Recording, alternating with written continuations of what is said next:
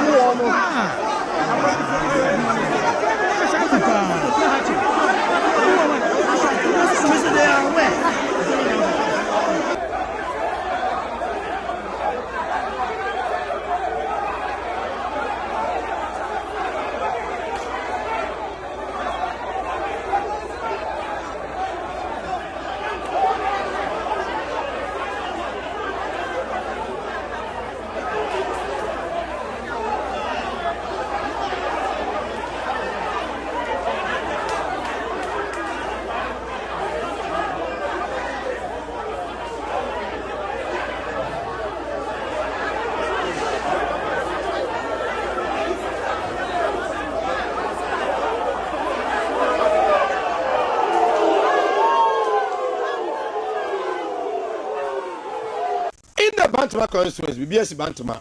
In fact, they are very dangerous. The police officers were running. Upon the phone, Dimrike, Johnny, giddy. Macho man, yeah, Bantama. Asmes Bantama. Abuzia? Bantama. Menoka say, Pinso, Bantama. Pinso. Ya tambala box ni say na machoma we atoma machoma we na we head na ordinate ya so gram we tam na we head na ordinate ya so gram pulling boot ye pejare say na we na ya bato atwene ma me nko bantama na meni a lot eni nkomo senior morning me am juso buru na ya say Aposi phobia Johnny ma machoma take over. Say the city here. So na men chawo tie fo nyina no ahwefo nyina an mo matia no pe. Anokre say the okan ya de so tie fo anim no. Sa na tie fe. Anope na enya ne tie fe bank ma constituency. Say the NPP mamra no makwan say ya to abaya to afi delegate aba the constituency election. It is here me no ka say na ye dey buy say what say Bantama constituency ya to yaba no kre anopa be se nyonwotwe ya na abato no esa ase yi be sese ne nyoma wo bu nti de tinya to aba na egisu a ye to aba na be se man se numuni na ebi hu se at once all of a sudden na police for ya omobo ban no na we yakokan gu ne yonko aso na we yakokan gu ne yonko aso saa afi don ko mu nyina police nyina safo mu nyina pi na o ma ba abonti omo ba abonti na ibu se metwo man for be se bienunu na former anase specie the oye constituency organizer side bamba aka ne ye to abama na ojai position to wo kotena Germany tie nyansani be se na wotu nyemi so ni no aba say oba be position as first vice chairman na okọ vet no penfo du say yentimi to aba ma na onja ho nkotena butrin ntia miensa ne akiri abra ye 2024 election kura no wa na metu na ekire say e wo say vetting committee no disqualifying you know kre omo disqualifying ye wo wa afedi ye betie so wo ko yi court ko je krata ye betin se bebri anything ne wo sifo abo ban ade ban a ye se abato to amanfo to o maba ye be hu se aposifo nyina pie se de bi san kan no me kase mu no omu pie na the central regional commander ankasa baby regional command be do ye na within a short of time you don't suppose if only na pie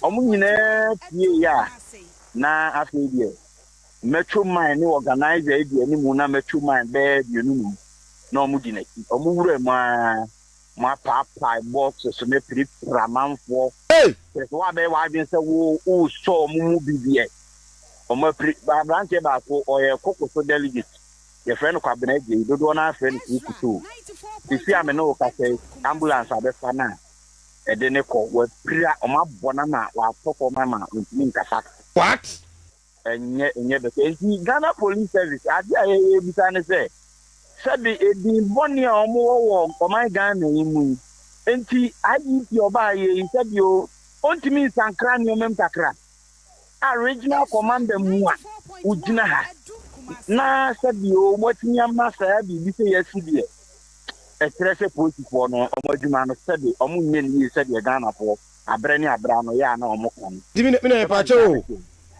metro men no entire the premises of where you are having the elections no more to aba no after say aposifo no a omo ewo room ho no epia babonten me boa kan sa pepe na tie so wuni accreditation kra na wo na wo ye voter no udi wa abon ni mo inside ho but se wuni accreditation e di wura inside the kra na wunya kwanya no akwakoto agye ni bi enti bisa ho se edie ne kote ba ira ho memu a enipa aduenu enum ekọ na bi asato metro man wa o mabobo etimi eba be penitenti ewremu a na omo ye nje ha se nko omo ko wrem abra omo nya accreditation mi an kasa kwa me ba na me nsan ka ma accreditation na me kwa akoye etenkama one of the aspirant entina me pentima wrem ko wrem omo sign me and some I do the dance as me electoral area coordinator. Yeah. Etinka na come me yi at least obetimi ama me but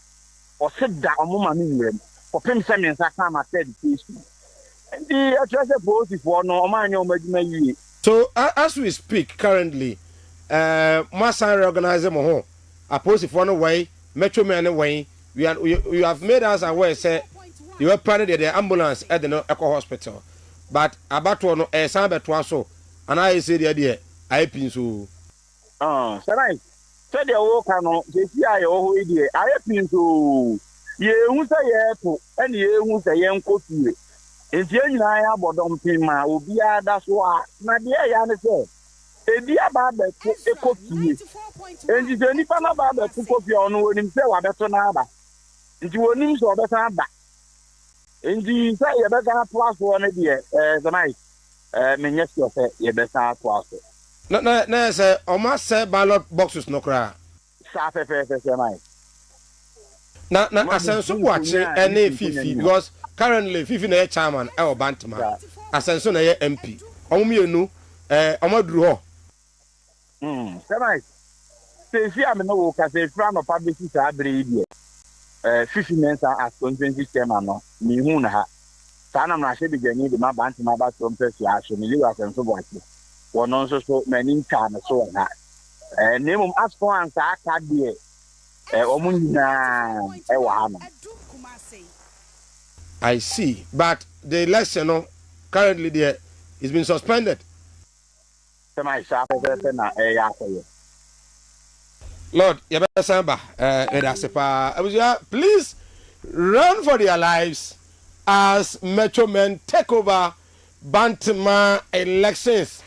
Say, Oma Prepram Crofokra Brante Bako, Yadeno Atoke Mua, Nei, the Noko Confanochi. Very, very serious situation as the Bantama constituency. Makacho was our elections no. Between the incumbent chairman, Fifi Mensa, and then the MP, even though Asenso Boache is not contesting, but trust me, Asenso Boache, wakan nchene akamekwa kan so aka form se kwambia so was a fifi mensa omano ekwotena chiri ene say say the former organizer ekwotena buchiri 3 years even year to abakwati aba omia no nka ho aba say obesa contest bi homa nan contest. I told you earlier in the morning said there was an injunction na omo secretary on platform so omo saka there are a whole lot of Bantama issues that Mr. Zongo Mami Kasa no pay na was bright Kusi former presidential staffer former researcher for and monitoring for NPP at the Jubilee House. Na there was say Oka Mr. Zongo ho. Oso na mkwan so ba. Ebedura e beto aso. Amedu so a e sorry. So Sina Zongo, that is the situation. Police officers over 60 in a room communicating to each other. Yempie allegedly was the gentleman can here. Yempie, and all of them went out. Metro men entered and then destroyed everything. Sir Mike, we any news mama where police for say be a yanti be being free almost so and chain no still an is allegation and I'm a boy. Na dear mama news and say what I'm catching say I post Kufuor era no so aho MPP no almost so see the buomua.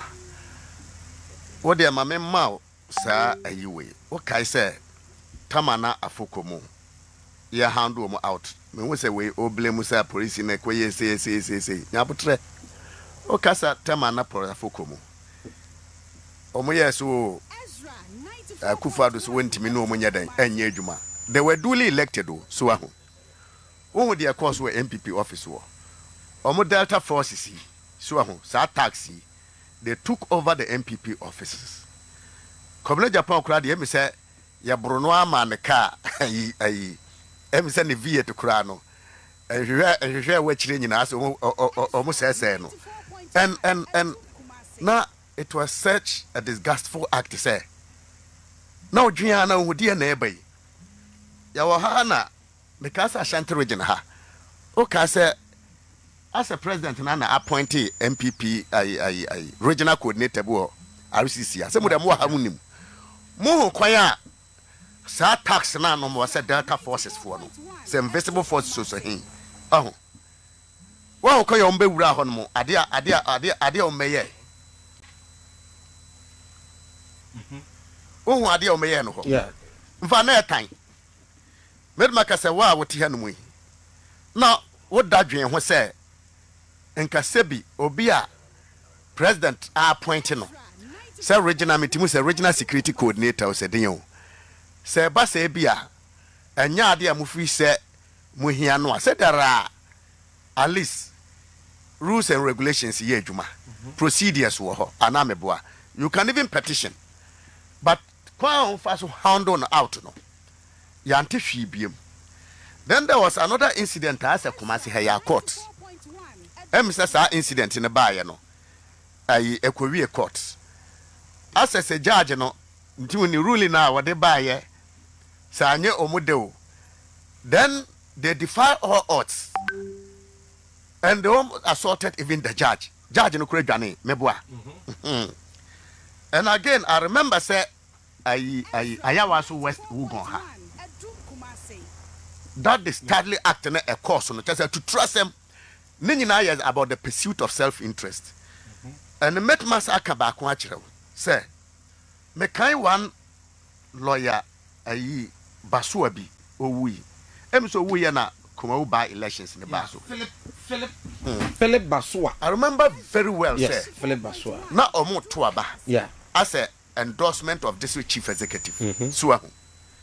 Na Omo Hun say over the opposing side. Suahu.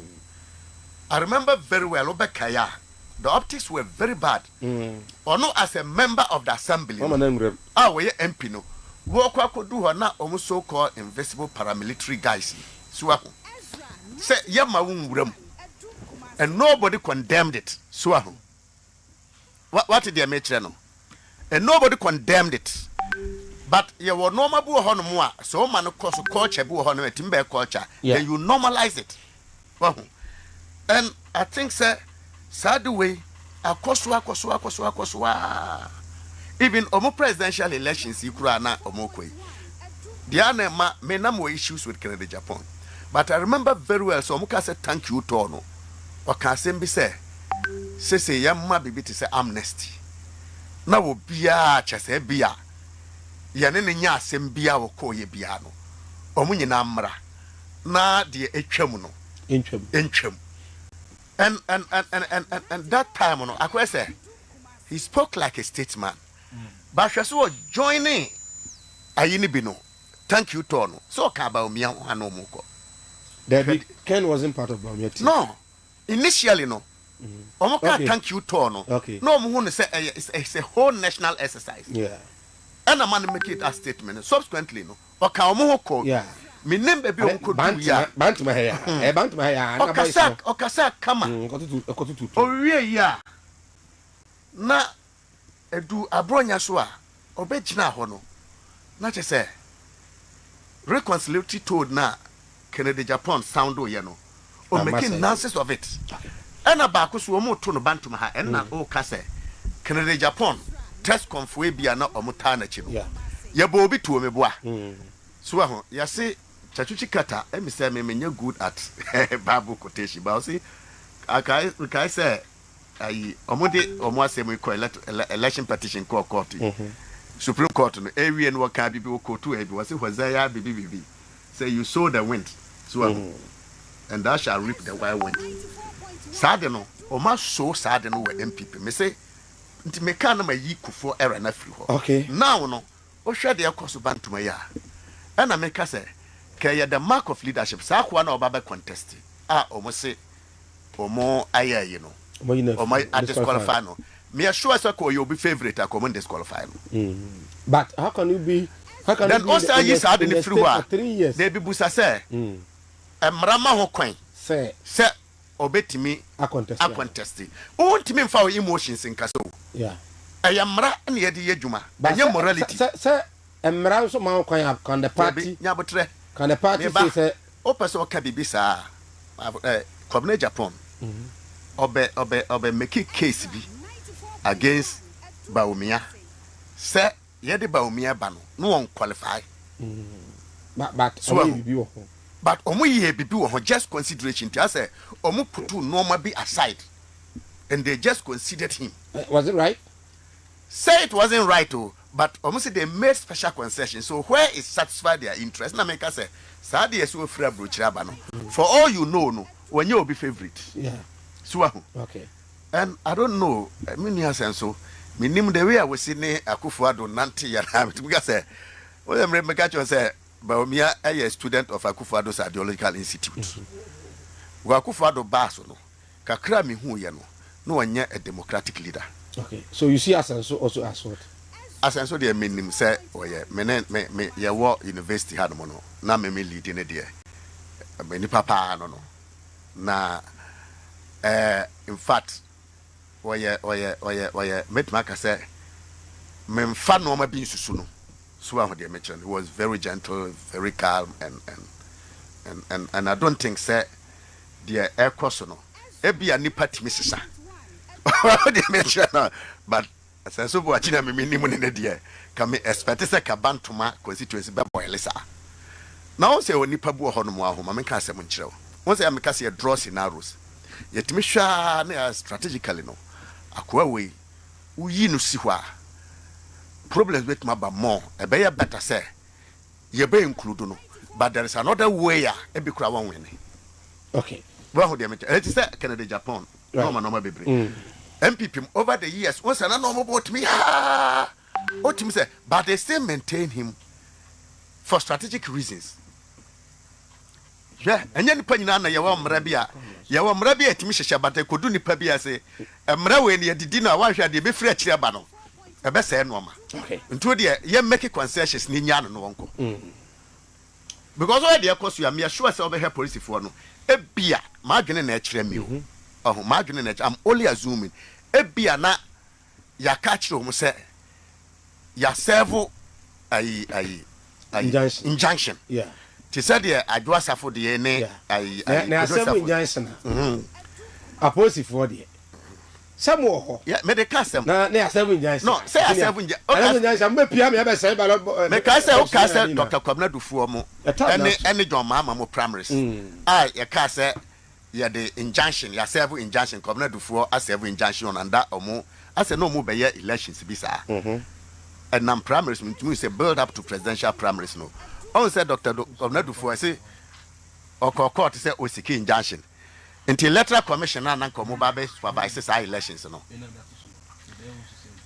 electoral commission no ba supervise say elections no omo no say once I serve injunction no omo dey omo timi partake in that exercise nti obi obehwe na police for no so no na say unfortunately what you can further than what but ma eneye Henry K Dia Henry Kwakudia eko secretary ojoso and surprisingly Henry birthday so bro happy birthday to you nyankopon onhyiraw.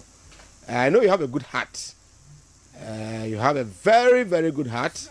I only pray say onyambe bie Joseph ani ama omo ehunu na udu birthday enei ochena mo beto mo aba na ojoso at the end of ochena no obetimi celebrate the birthday with happiness and with one voice to help the NPP. Henry arise edu achiri oni kodua mo nyina ama enei opo bi ne so okọ national penimu bi aho penimu bi okruma bi NPP ni bi ade Henry enimu no obre ne ho asenso so Henry happy birthday to you. I wish you all the best in all your endeavors nyame onhyiraw nonko so enya okese senior just 2 minutes per on the flooding no.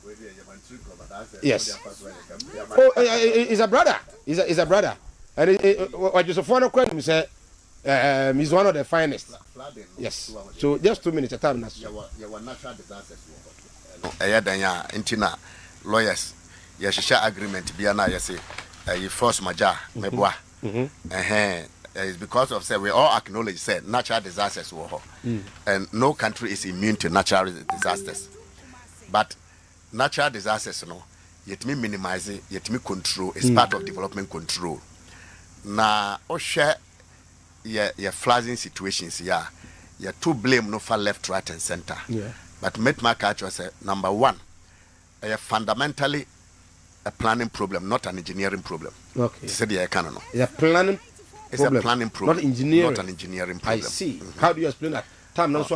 No, the thing is planners, once your fiscal planners were normally they are the first say from experts. Planners what they do is they are the broad guys or more better design that fiscal plan or more BBD, your free BBD, environmental, predictive markets. So predictive markets and say a hanomono, sa normal way, your shares are indicators way, normal way say BB say see a bit mark of faden say aba. Precious way as a bit mark of say aba.